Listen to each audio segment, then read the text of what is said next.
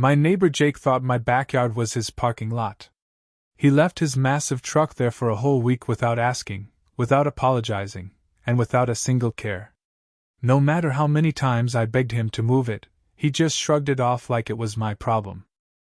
So, if he wanted to treat my property like a paid parking space, I decided to make it official, with a heavy-duty chain, a padlock, and a steep parking fee. But wait until you hear how he ended up towing his truck and why it was the most satisfying revenge ever. I'm not the type to sweat the small stuff. I keep my life simple, mind my own business, and steer clear of drama. But that morning pushed me to the edge. Picture this: you step into your backyard, expecting to sip coffee and enjoy the quiet. Instead, bam! A stranger's truck is parked dead center in your yard. Not on the curb, not slightly over the property line, but smack in the middle, like your home's been turned into a public lot overnight. I stood there, blinking at the huge silver Chevy Silverado, my brain struggling to process the audacity. For a moment, I thought I was hallucinating. Maybe I'd had a wild night and blacked out, forgetting how a truck ended up here. Nope. I was sober, and this was my house. I did a slow 360, scanning for any explanation. Nothing. The truck just sat there, bold as brass, like it owned the place. "You've got to be kidding me," I muttered, rubbing my temples. I edged closer, half expecting someone to jump out and yell, "Gotcha!" But there was no prank, no hidden cameras, just a truck squatting on my property like I was running a valet service. My confusion was turning into rage. I could handle a car parked too close to my driveway or someone pulling in briefly by mistake. But this? This was deliberate. Someone had chosen to park here and walked away like it was their yard. I'm not a violent guy. I don't slash tires or start fights. But in that moment, I got why people do. I stormed inside, grabbed my phone, and dialed the first suspect, my neighbor Jake. He's a decent guy, but his sense of boundaries is shaky at best. The phone barely rang before he picked up, his voice lazy as ever. "Yo. Hey Jake, is your truck in my backyard?" I asked, trying to keep my cool. A pause. Then, unfazed, "Oh yeah, man. Figured it wouldn't be a big deal. My garage is full, and the street's packed." I stared at my phone like it had just insulted me. "Excuse me?" "Relax, bro," he chuckled. "It's just for a couple of days." A couple of days? Oh, hell no. I took a deep breath, staring at the monstrosity in my yard. Jake genuinely thought this was okay, that he could dump his truck here like my property was his overflow lot. "Jake, you serious right now?" I asked, gripping my phone so hard my knuckles cracked. "What?" He sounded confused. "Dude, it's not like it's in your way." "Not in my way?" I snapped. "It's in my private backyard, man." "You didn't even ask?"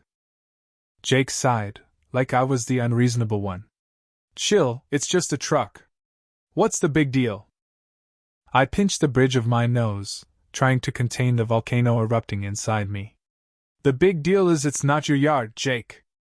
Another pause, then, in the most dismissive tone. "Look, if it bugs you, I'll move it. Just not today. I'm busy." I almost threw my phone through the window. Busy? Busy doing what, being a menace?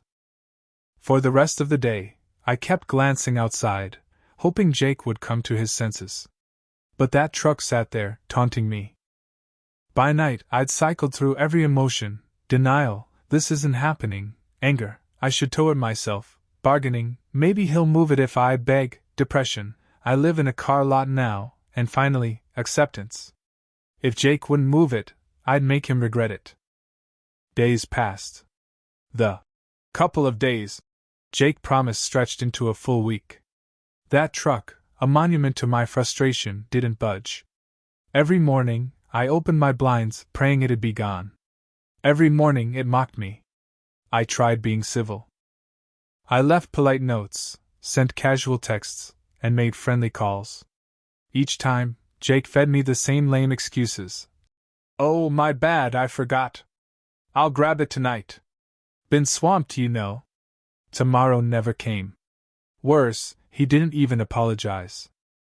Not a single sorry for the hassle, or thanks for letting it sit there.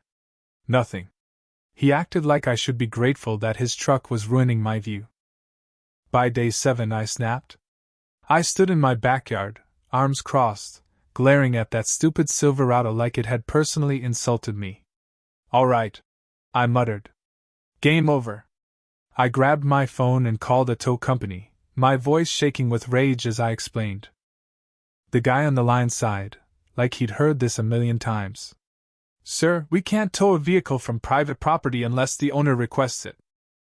I frowned. Wait, what? Some guy parks on my land, and I can't do anything? Not unless he calls us himself, sir. I pulled the phone away, staring at it like it had betrayed me. Jake had parked his truck on my property, and I was powerless. What kind of nonsense was this? My jaw clenched so tight I thought I'd crack a tooth. Then, slowly, something shifted. Not frustration, not annoyance, something darker, pettier. Oh, you want to play games? I whispered, eyeing the truck. Bet. The next morning, I woke up with a mission. No more texts, no more waiting like a chump. I drove to the hardware store and bought the thickest chain and padlock I could find, the kind you'd use to secure a vault. Back home, I marched to Jake's truck and got to work. One loop around the axle, another around the fence post, the padlock clicked shut. Beautiful.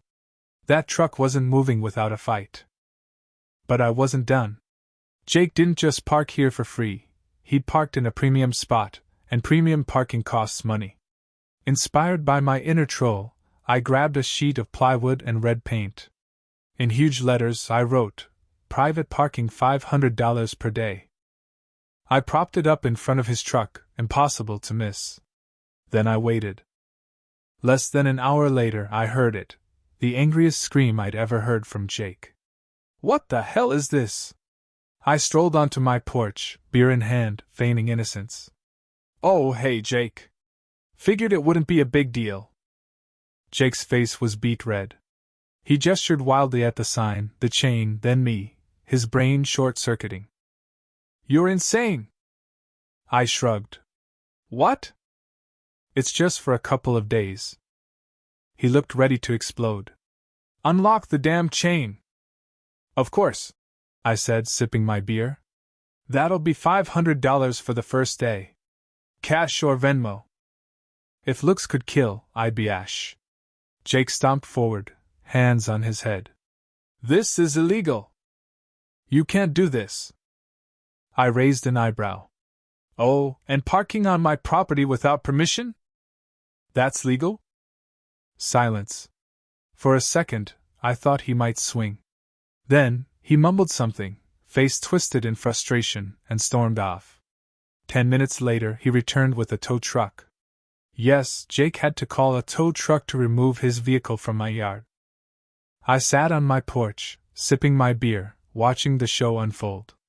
When the tow truck's hook latched onto his Silverado, I felt a soul-deep peace, like the universe had righted a wrong. Jake was seething, fists clenched, face redder than ever. As his truck was lifted, he turned to me, eyes blazing. This is costing me $300, you jerk! His voice cracked, a mix of rage and humiliation. I took a slow sip, savoring the moment. Well, that's cheaper than $500 for parking. His body stiffened, like he might explode. I braced for a punch, but instead, he growled, climbed into the tow truck's cab, and slammed the door. He didn't look at me, just rode off with his truck dragging behind like a badge of shame. I stood there, watching, my yard finally empty. No truck, no Jake, just peace. I took one last sip, sighed, and headed inside. Nothing tastes sweeter than petty justice. What do you think? Was my prank too far, or did Jake deserve it? Drop your thoughts in the comments, and share your take on playful revenge in relationships. Hit that like button if you enjoyed the drama, and subscribe for more wild neighbor stories.